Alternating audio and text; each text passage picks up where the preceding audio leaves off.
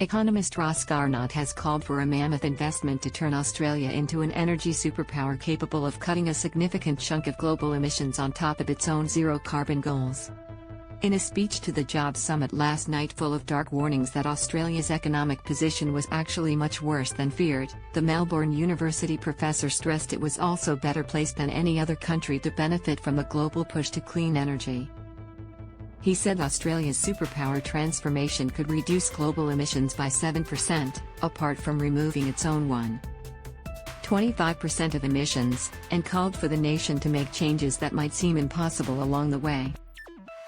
Read more. Man in a fight against Toyota after vehicle catches on fire. The realities facing Australia are much more dangerous than revealed to the electorate in May this year, he said, referring to the pre-election economic and fiscal outlook. But the zero-carbon opportunities are much bigger. Policy will need to change more than we thought necessary, and more than we think is possible. But stop kidding ourselves, make the necessary and possible changes in policy, prepare thoroughly to build a zero-emission superpower, and we can have full employment with rising incomes and the right amount of debt for a long period ahead.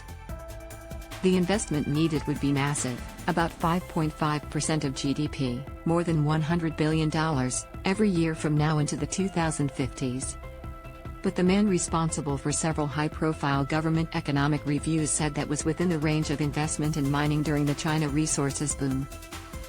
Read more. Roof of Sydney home completely caves in. Garnaut argued the zero-carbon investment would help put Australia on a path to full employment, bringing with it higher wages and better living conditions.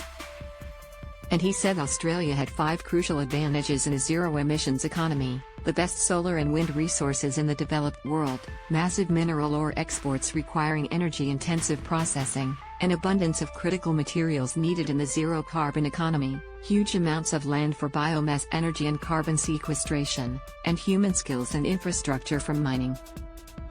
The transition itself would have further positive impacts, he argued, highlight more development in regional Australia and involvement with Indigenous peoples.